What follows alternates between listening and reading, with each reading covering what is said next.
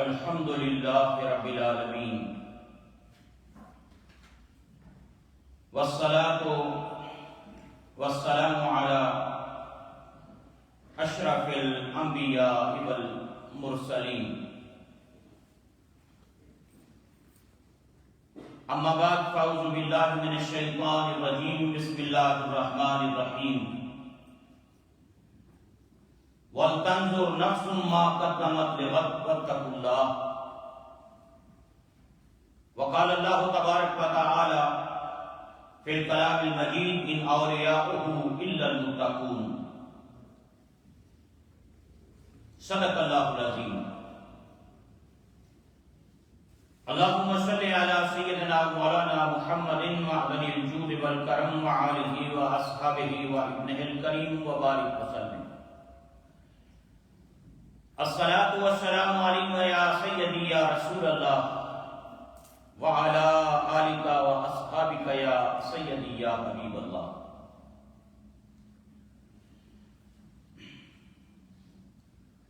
اللہ رب العزت کی توفیق اور اس کی عنایت سے جمعۃ المبارک کے اس بابرکت دن ہم اپنے خالق و مالک کی بارگاہ میں اس کی چوکھٹ پر حاضر ہیں۔ دعا کیجیے اللہ رب العزت اپنے فضل و کرم سے اس حاضری کو قبول فرمائے۔ حضرات، گزشتہ جمعۃ المبارک میں سیدی شہنشاہ بغداد سلطان الاولیاء امام الاولیاء سیدنا الشیخ عبد القادر الگیلانی الحسنی والحسینی رضی اللہ تعالی عنہ کی تعلیمات میں سے کچھ باتیں میں نے آپ حضرات کے گوشگزار کی تھی، اور اسی تسلسل میں کچھ باتیں آج آپ کے گوشگزار کرنی ہیں۔ گزشتہ جمعۃ المبارک میں ایک بات جو آپ حضرات کی خدمت میں عرض کی تھی الفتح الربانی کی دوسری مجلس سے، جس میں سیدی غوث اعظم شہنشاہ بغداد رضی اللہ تعالیٰ عنہ نے ارشاد فرمایا علیکم بلزوم المساجد وکثرت الصلاۃ علی النبی صلی اللہ علیہ وسلم، فرمایا تم مساجد کی حاضری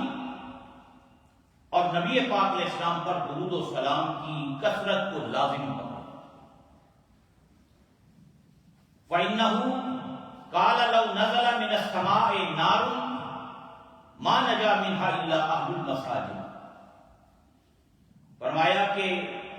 نبی پاک علیہ السلام کا مبارک فرمان ہے کہ اگر آسمان سے آگ اترے، آسمان سے اگر آگ اترے تو سوائے اہل مساجد کے کوئی اس سے نجات نہیں پا سکے۔ لہذا مساجد کی حاضری کو پکڑو، نبی پر درود و سلام کو پکڑو، اپنے آقا و مولا جناب محمد رسول اللہ صلی اللہ علیہ وسلم کی بارگاہ میں درود و سلام کی کثرت کرو۔ پھر آگے فتوح الغیب کے اندر ایک بات اور حضور غوث اعظم شہنشاہ بغداد رضی اللہ تعالیٰ عنہ نے ارشاد فرمایا، فرمایا وعلیک بحسن الظن فی المسلمین، کہ مسلمانوں کے لیے حسن ظن اور اصلاح نیت تجھ پر لازم ہے۔ پازیٹیو تھنکنگ، ایک دوسرے کے بارے میں حسن ظن رکھنا،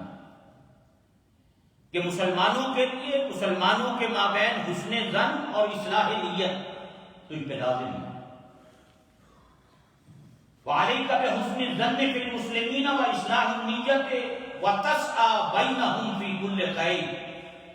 اور تو ان کے درمیان یعنی مسلمانوں کے درمیان ہر قسم کی خیر کے لیے کوشش کرتا ہے۔ مسلمانوں کے مابین ہر قسم کی خیر کے لیے کوشش کرتا ہے۔ وَأَنْ لَا تَبِيتَ وَلَا أَحَدٍ فِي قَلْبِكَ شَرٌّ وَلَا شَحْنَاءٌ وَلَا بُغْضٌ وَإِنْ تَدْعُوا لِمَنْ ظَلَمَكَ وراقب اللہ عز وجل، اور فرمایا کہ تو اس حال میں کبھی بھی رات بسر نہ کر، تیری کوئی رات اس حال میں نہ گزرے کہ تیرے دل میں کسی کے بارے میں برائی ہو، کسی کا بغض اور کینہ تیرے دل کے اندر ہو، یعنی صاف دل رکھ اپنا۔ اور آج بدقسمتی سے کہ ہم ہر بندہ ایک دوسرے کے بارے میں سوء ظن کا شکار ہے، آج حسن ظن نہیں رہا۔ جہاں بھی آپ بیٹھ جائیں، جہاں بھی سن لیں، ہم میں سے ہر شخص ایک دوسرے کے بارے میں نیگیٹو تھنکنگ رکھتا ہے۔ پازیٹو تھنکنگ ختم ہو گئی سوسائٹی اور معاشرے میں۔ فیملیز میں دیکھ لیں، برادریوں میں دیکھ لیں، خاندانوں میں دیکھ لیں، محلوں میں دیکھ لیں، مسجدوں میں دیکھ لیں،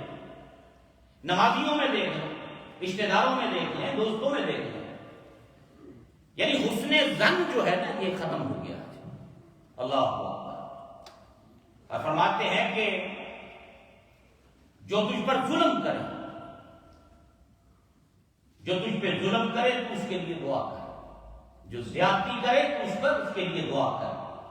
اور فرمایا وراقب اللہ عز وجل، اور ہر حال میں رب کریم کی ذات کو اپنے پیش نظر رکھ، اپنے ملحوظ رکھ کہ میرا رب مجھے دیکھ رہا ہے، میرا اللہ مجھے دیکھ رہا ہے۔ یہ سیدی شہنشاہ بغداد رضی اللہ تعالیٰ عنہ اللہ اکبر ارشاد فرماتے ہیں۔ اور امام شورانی رحمت اللہ علیہ، امام شورانی کہتے ہیں کہ بڑی خوبصورت بات، ان کا حسن ظن کے لیے بندہ دوسروں کے بارے میں حسن ظن رکھے، اچھا گمان رکھے۔ آپ فرماتے ہیں اس کے لیے ضروری ہے کہ پہلے اپنے باطن کو گھٹیا خصلتوں سے پاک کرے۔ جو گھٹیا خصلتیں ہیں، برے اوصاف ہیں، ان برے اوصاف سے اپنے باطن کو صاف کرے، پاک کرے۔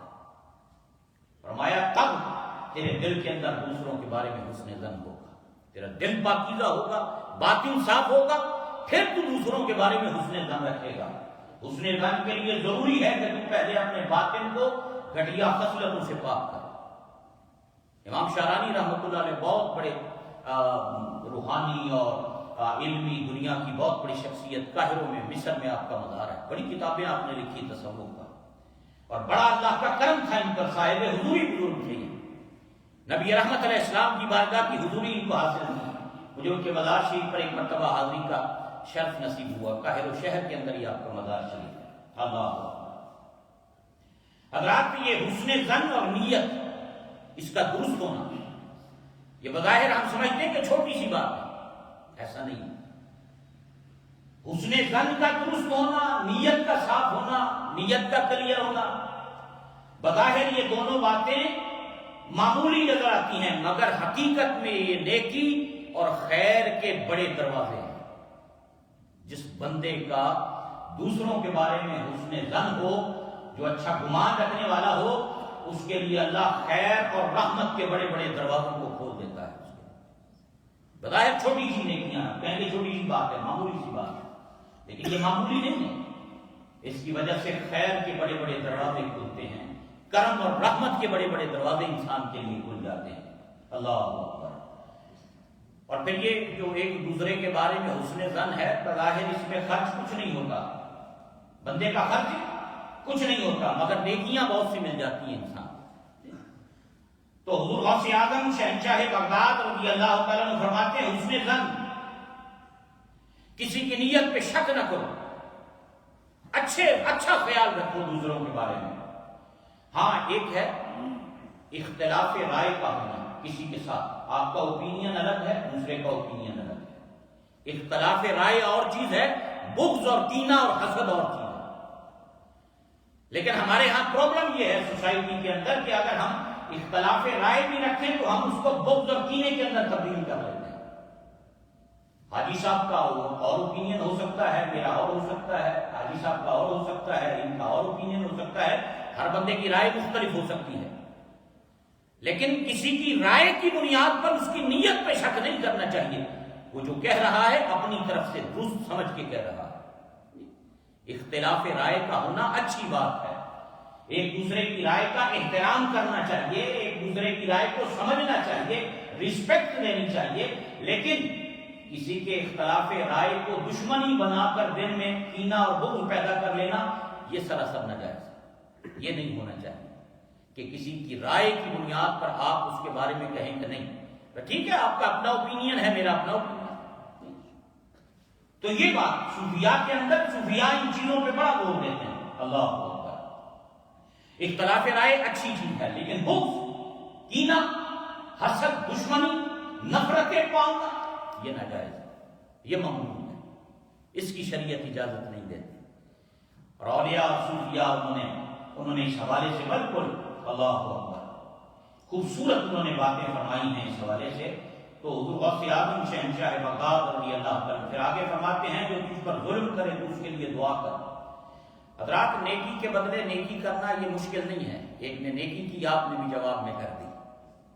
لیکن یہ بہت بڑا کام ہے کہ اگر کسی نے ظلم کیا ہو اور آپ اس کے ساتھ نیکی کریں، یہ بڑی بات ہے۔ کسی نے آپ پر احسان کیا آپ نے بھی کر دیا، کسی نے آپ کے ساتھ نیکی کی آپ نے جواباً اس کے ساتھ نیکی کر دی، لیکن یہ بہت بڑی بات ہے، کمال ہے ایمان کا کہ اگر کوئی کسی پہ ظلم کرے اور وہ اس کے لیے دعا کرے اور اس لیے اصلاح کے لیے کوشش کرے اور اپنی اس کے ساتھ بھلائی کرے اور اس کے ساتھ نیکی کرے، یہ بڑا اللہ کا کرم ہے ان لوگوں پر۔ اور یہ نبی پاک علیہ السلام کی سیرت کا روشن پہلو ہے، آپ کے سامنے ہے کہ وہ لوگ جنہوں نے ظلم کیے، کانٹے بچھائے، پتھر مارے، لہو لہان کیا، ہجرت پہ مجبور کیا، لیکن وہی جب مجرم بن کے سامنے کھڑے ہوئے تھے فتح مکہ کے موقع پر تو امام الانبیاء علیہ السلام نے ان کو کیا فرمایا لا تثریب علیکم اليوم، جاؤ آج مجھ سے کوئی پوچھ نہیں، میں تمہیں وہی جواب دیتا ہوں جو یوسف علیہ السلام نے اپنے دربار میں اپنے بھائیوں کو جواب دیا تھا، جاؤ میں آج تمہیں سب کو معاف کرتا ہوں۔ یہ رسول اللہ علیہ السلام کی سیرت کا پہلو ہے، یہ حضور کریم علیہ السلام کی سیرت ہے، یہ میرے اور آپ کے آقا مولا جناب محمد رسول اللہ صلی اللہ علیہ وسلم کا یہ اللہ اکبر۔ اور پھر حضرات یوں حضور غوث اعظم شہنشاہ بغداد رضی اللہ تعالیٰ عنہ دراصل نبی پاک علیہ السلام کی سنت کو اپنانے کی دعوت دے رہے ہیں اپنے محبت کرنے والوں۔ فرمایا جو تجھ پہ ظلم کرے تو اس کے لیے دعا کر، اللہ اکبر۔ اور قرآن حکیم میں اللہ رب العزت نے نبی کریم صلی اللہ علیہ وسلم کو ارشاد فرمایا خذ العفو، معاف کرنا اختیار کیجیے، خذ العفو وامر بالعرف، معاف کرنا اختیار کریں، نیکی کا حکم دیں، وعارض عن الجاہلین، اور جاہلوں سے منہ پھیر دیں، قالوا سلاما کہہ کر گزر جائیں، الجھے نہیں، قالوا سلاما کہہ کر گزر جائیں، اللہ اکبر۔ اور پھر حضور غوث اعظم شہنشاہ بغداد رضی اللہ تعالیٰ عنہ نے ایک اور بڑی خوبصورت بات کہی اس حوالے سے، فرمایا کہ اگر تو اپنے دل میں کسی کا بغض پائے کہ تیرے اندر کسی کا بغض موجود ہو، کسی کی نفرت موجود ہو، تیرے اندر کسی کا بغض ہو، تو اس کے اعمال کو کتاب و سنت پر پیش کر، اس کے جو اعمال ہیں کتاب و سنت پر پیش کر، یعنی رسول اللہ علیہ السلام کی شریعت، اللہ کی کتاب اور رسول اللہ صلی اللہ علیہ وسلم کی سنت پر ان کو پیش کر، اس شخص کے اعمال کو، اللہ اکبر۔ اگر کتاب اور سنت میں اس کے اعمال ناپسندیدہ ہیں، کتاب و سنت کے مطابق نہیں ہیں، نبی پاک علیہ السلام کی شریعت سے ہٹ کر ہیں، تو رب تعالیٰ اور اس کے رسول سے اپنی موافقت کی وجہ سے خوش ہو جا کہ شکر ہے اللہ کا، میرے دل میں اگر اس کے بارے میں کوئی نفرت موجود ہے تو میں نے اس کے اعمال کو پرکھا نبی پاک علیہ السلام کی شریعت اور کتاب الہی کی روشنی کے اندر، اس کے مطابق اس کے عمل نہیں ہیں، تو تب میرے اندر اگر کوئی بات ایسی موجود ہے تو اس پر خاموشی اختیار کر اور موافقت کی وجہ سے خوش ہو جا، لیکن اگر اس کے اعمال کتاب اور سنت کے مطابق ہیں، جس کے بارے میں تو اپنے دل میں نفرت بٹھائے ہوئے ہے اور اس کے اعمال کتاب اور سنت کے مطابق ہیں اور تو اس سے بغض رکھتا ہے، تو پھر جان لے کہ اس بغض کی وجہ سے تو ظالم ہے۔ اگر وہ کتاب و سنت کے مطابق چلنے والا ہے اور پھر تیرے اندر بغض ہے تو پھر تو ظالم ہے، پھر تو ظلم کرنے والا ہے، پھر تو ظلم کرنے والا ہے اور اللہ اور اس کے رسول کا نافرمان ہے۔ بس اس بغض سے توبہ کر، اس بغض سے توبہ کر اور اس سے دعا کر رب کریم کی بارگاہ میں کہ وہ تجھے تمام احباب کی محبت عطا فرمائے۔ اللہ اکبر، یعنی کتنا خوبصورت پیمانہ، کتنی خوبصورت بات شہنشاہ بغداد رضی اللہ تعالیٰ عنہ کو، اللہ اکبر، آپ نے ارشاد فرمایا۔ اور پھر حضرات اللہ نے حق گوئی اور بے باکی، یعنی یہ شہنشاہ بغداد رضی اللہ عنہ کی سیرت کا ایک روشن پہلو، چاہے بادشاہ وقت آیا ہے، چاہے کوئی وزیر ہے، چاہے کوئی مالدار ہے، حق بات اس کے سامنے کی ہے آپ نے، حق بات کہنے سے کبھی گھبرائی نہیں۔ نبی پاک علیہ السلام کی شریعت کے خلاف کوئی کام دیکھتے تو غضبناک ہو جاتے تھے۔ حق گوئی، بے باکی وصف ہے حضور غوث اعظم شہنشاہ بغداد رضی اللہ تعالیٰ۔ کسی نے آپ سے پوچھا تھا یہ اللہ نے آپ کو اتنی بڑی ولایت عطا کی ہے، دنیا روحانیت کے اندر بڑا مقام عطا کیا، اس کی بنیاد کس چیز پہ ہے؟ فرمایا اس کی بنیاد صدق پر ہے کہ عبد القادر نے اپنی ماں کی جھولی سے لے کر آج تک کبھی جھوٹ نہیں بولا۔ فرمایا میری ولایت کی بنیاد صدق پر، ولایت کی بنیاد صدق پر ہے۔ ایک مرتبہ خلیفہ آیا، خلیفہ من تین غالباً تقریباً خلفاء کا دور دیکھا آپ نے حضور غوث اعظم نے، تین خلفاء، ڈفرنٹ عباسی خلفاء اس دور کے، ان کا وقت، ان کی حکومت بغداد میں رہی جب شہنشاہ بغداد رضی اللہ عنہ کا وقت تھا۔ ایک مرتبہ خلیفہ آیا،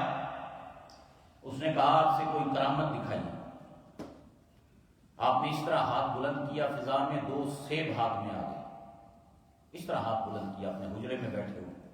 دو سیب آ گئے ہاتھ، ایک آپ نے رکھ لیا، ایک خلیفہ کو دے دیا، ایک خلیفہ کو دے دیا تم کھاؤ، ایک خود رکھ لیا۔ اب جب اس کو کاٹا، خلیفہ نے کاٹا اسے کھانے کے لیے، دو ٹکڑے کیے اس کے، تو جب اس نے کاٹا تو اس میں سے کیڑا نکلا، اندر سے وہ گلا ہوا تھا اور کیڑا نکلا اس کے اندر سے، تو جب آپ نے اس کو کاٹا تو وہ خوشبودار تھا، بڑا صاف ستھرا میٹھا تھا، تو اس نے کہا کہ یہ کیا معاملہ ہے،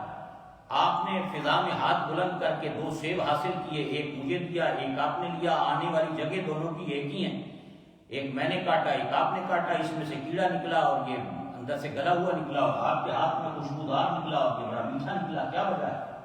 تو آپ نے آگے سے فرمایا چونکہ اس سیب کو ایک ظالم کا ہاتھ لگا ہے اس لیے اس کے اندر یہ چیز پیدا ہوئی۔ اللہ، ویسے ایک ظالم کا ہاتھ لگا اس وجہ سے اس کے اندر یہ چیز، یعنی اللہ کبھی ایسا نہیں ہوا، بلکہ ایک مرتبہ خلیفہ نے آپ کی خدمت میں تھیلیاں پیش کی اشرفیوں کی، نذرانہ، آپ نے انکار کر دیا، اس نے بڑا اصرار کیا کہ نہیں میں لایا ہوں آپ کے لیے، آپ ہاتھ نہیں لگاتے تھے، اور کہا میں آپ کے لیے لایا ہوں، آپ قبول فرمائیں، بار بار کہتا رہا، تو آپ نے ایک تھیلی کو پکڑ کے اس طرح دبایا، ہاتھ میں لے کر اشرفیوں کی تھیلی کو دبایا تو اس سے خون نکلنے لگا، فرمایا لوگوں پہ ظلم کرتے ہو اور عبد القادر کو نذرانہ پیش کرتے ہو، لوگوں پر ظلم کر کے مال کماتے ہو اور پھر عبد القادر کو لا کر دیتے ہو۔ خلیفہ دیکھ کر بے ہوش ہو گیا کہ اشرفیوں سے خون نہیں چڑھ رہا۔ فرمایا اگر خلیفہ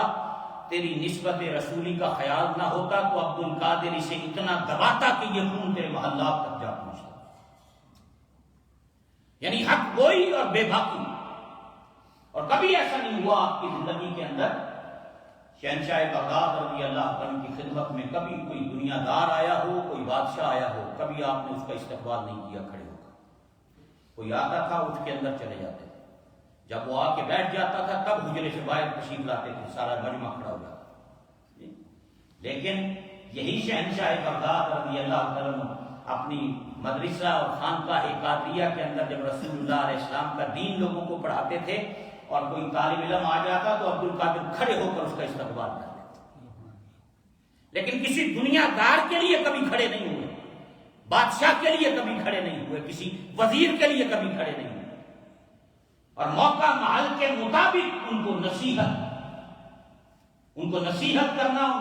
ان کو بتانا کہ تم ظلم کر رہے ہو، یہ سیدنا شیخ عبد القادر جیلانی رضی اللہ عنہ کا وتیرہ رہا۔ اللہ، اور پھر حضرات ایک مرتبہ آپ نے خود فرمایا، شہنشاہ بغداد فتوح الغیب کے اندر فرماتے ہیں، اپنے بارے میں فرماتے ہیں، فرمایا میں نے خواب میں ایک بوڑھے شخص کو دیکھا، اور اس بوڑھے شخص نے مجھ سے سوال کیا اور پوچھا عبد القادر وہ کون سی چیز ہے جو بندے کو رب کے قریب کر دیتی ہے؟ وہ کون سی شے ہے، وہ کون سا عمل ہے جو ایک بندے کو خدا کے قریب کر دے؟ حضور غوث اعظم اپنی بات فرما رہے ہیں کہ میں نے خواب دیکھا، مجھے خواب میں ایک بوڑھا آدمی ملا، اس نے مجھ سے یہ سوال کیا، کوشچن کیا کہ عبد القادر وہ کون سا عمل ہے جو بندے کو خدا کے قریب کر دیتا ہے؟ تو آپ نے فرمایا، میں نے اسے جواب دیا کہ اس کی ایک ابتدا ہے اور ایک اس کی انتہا ہے۔ جو چیز بندے کو خدا کے قریب کرتی ہے، ایک اس کی ابتدا ہے اور ایک اس کی انتہا ہے۔ فرمایا کیا اس کی ابتدا ہے اور کیا اس کی انتہا ہے؟ فرمایا تقویٰ اس کی ابتدا ہے اور تسلیم و رضا اس کی انتہا ہے۔ یعنی جو شے بندے کو خدا کے قریب کرتی ہے، اللہ کا قرب عطا کرتی ہے، وہ تقویٰ ہے، پرہیزگاری ہے، خوف و خشیت الہی ہے، وہ اللہ کا ڈر ہے، اور اس کی انتہا وہ تسلیم و رضا ہے۔ بندہ ہر حال میں اپنے رب کی رضا پہ راضی رہے، یہ تسلیم و رضا، یہ اللہ اکبر، اس کی انتہا ہے۔ سیدی شہنشاہ بغداد رضی اللہ تعالیٰ عنہ فرماتے ہیں، ایک دانشور کا قول ہے، وہ کہتے ہیں کہ انسان اس لیے پریشان ہوتا ہے کہ وہ یہ چاہتا ہے کہ کائنات اس طرح چلے جس طرح میں چاہتا ہوں، جس طرح میری مرضی، دنیا اس طرح چلے۔ اللہ اکبر۔ وہ فرماتے ہیں انسان اس لیے پریشان ہوتا ہے کہ وہ یہ چاہتا ہے کائنات ویسے چلے جیسے میں چاہتا ہوں، اور رب فرماتا ہے نہیں، جیسے تو چاہتا ہے ویسے نہیں چلے گی، جیسے رب چاہتا ہے ویسے چلے گی۔ وہ کہتا ہے اگر چلو جیسے اللہ چاہتا ہے ویسے ہی چلے گی، اگر ویسے ہی چلنی ہے، لیکن کم از کم مجھے سمجھ تو آئے نا کہ کیوں ایسے چل رہی ہے۔ تو اس نے کہا کہ یہ ضروری نہیں ہے کہ تجھے سمجھ آئے، تجھے سمجھ آئے یا نہ آئے، نظام اسی طرح چلے گا جیسے اس کائنات کا بنانے والا اور اس کا خالق اس کو چلانا چاہتا ہے۔ حضرات، انسان اس وقت تک اس کی شخصیت ٹوٹ پھوٹ کا شکار رہتی ہے جب تک وہ اپنی مرضی کو حرف آخر سمجھتا رہتا ہے۔ جب تک بندہ اپنی مرضی کو حرف آخر سمجھے، اس کی شخصیت ٹوٹ پھوٹ کا شکار رہے گی۔ اللہ اکبر۔ اس لیے تسلیم و رضا یہ ہے، سیدی شہنشاہ بغداد رضی اللہ تعالیٰ نے جو بات فرماتے ہیں کہ تسلیم و رضا یہ ہے کہ بندہ اپنی پوری کوشش کرے لیکن مرضی اور اس کا نتیجہ جو ہے وہ اللہ رب العزت کی ذات پہ چھوڑ دے۔ ہر حال میں بندہ اپنے رب کی رضا پہ راضی رہے۔ اس قادر بے حد ڈور اساڈی باہو جے میں رکھے سو رہیے ہو،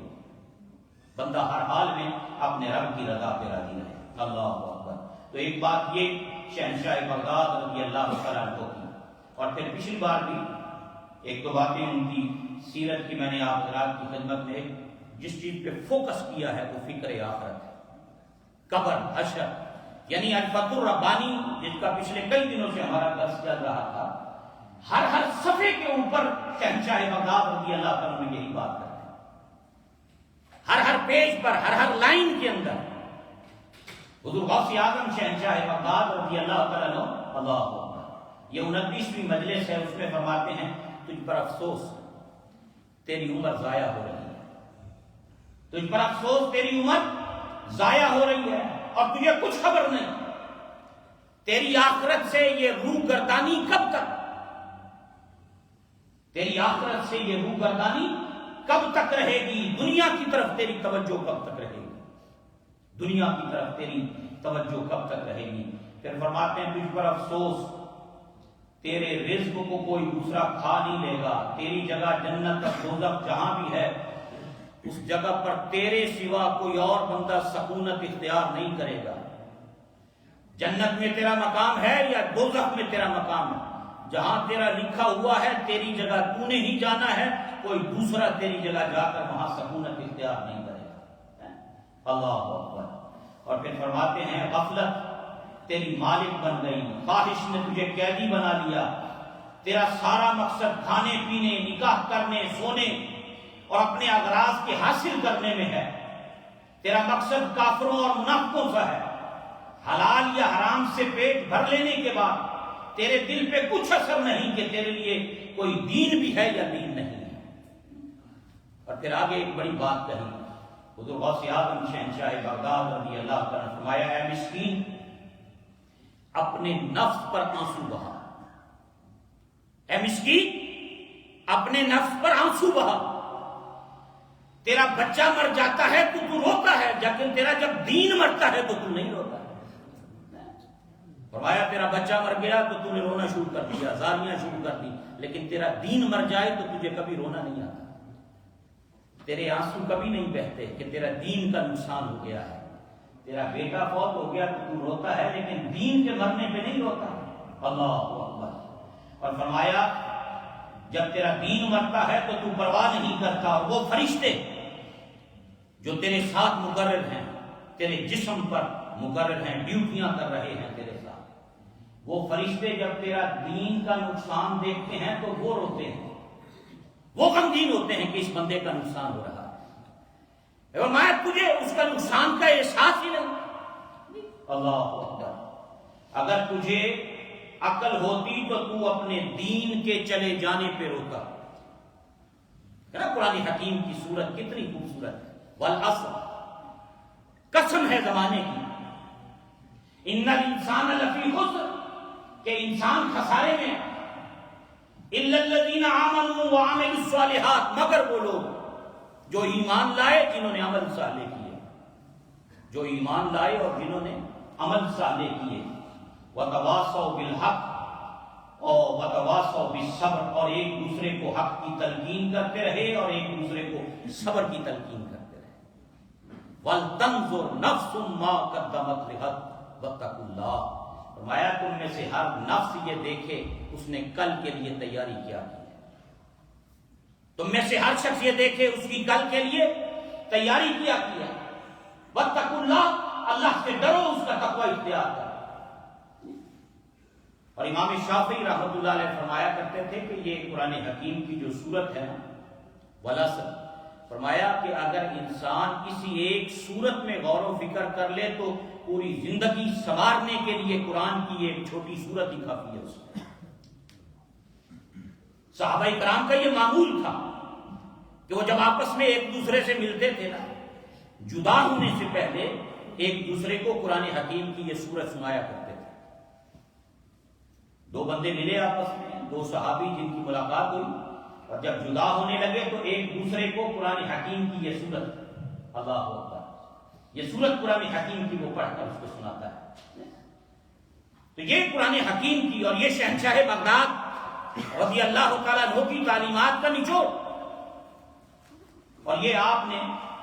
اس حوالے سے بڑی خوبصورت یہ بات ارشاد فرمائی، فرمایا ہے مسکین تو اپنے نفس پہ آنسو بہا، تیرا بچہ مر جائے تو تجھ پہ قیامت قائم ہو جاتی ہے، تو روتا ہے، لیکن تیرا دین مر جائے تو تجھے احساس نہیں ہے، تیرا دین مر جائے تو تجھے احساس نہیں ہے۔ فرمایا لیکن جب تیرا دین کا نقصان ہوتا ہے تو جو فرشتے تیرے ساتھ ہیں وہ فرشتے بھی آنسو بہاتے ہیں اور غمگین ہوتے ہیں تیرے دین کے مرنے پر۔ اور فرمایا کہ کوئی شے بھی، اور خواجہ حسن بصری رضی اللہ تعالیٰ سے کسی نے کہا تھا نا کہ آج نیکی کی بات دل پہ اثر نہیں کرتی، ہمارے دل جو ہیں یہ سو گئے ہیں۔ فرمایا نہیں،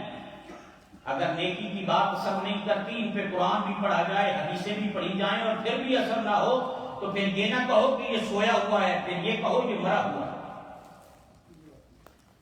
جو سویا ہوا ہوتا ہے اسے جھنجھوڑا جائے تو بیدار ہو جاتا ہے، لیکن جو مرا ہوا ہو اسے لاکھ جھنجھوڑتے رہو وہ کبھی بیدار نہیں ہوتا۔ تو حضور غوث اعظم شہنشاہ بغداد سیدنا شیخ عبد القادر جیلانی رضی اللہ تعالیٰ عنہ کی تعلیمات کے اندر حضرات یہ خوبصورت باتیں ہیں جو جن میں سے کچھ ہم نے پچھلے جمعہ المبارک میں اور کچھ آج میں نے آپ حضرات کی خدمت کے اندر عرض کی ہیں۔ ایک آخری بات، 34ویں مجلس الفتح الربانی کی منگل کا دن 2 رجب 545 ہجری آپ نے اپنی خانقاہ میں جو خطبہ ارشاد فرمایا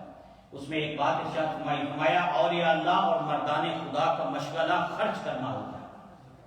اللہ کے جو اولیاء ہیں، مردان خدا ہیں، جو رجال ہیں، صالحین ہیں، ان کا مشغلہ خرچ کرنا ہے،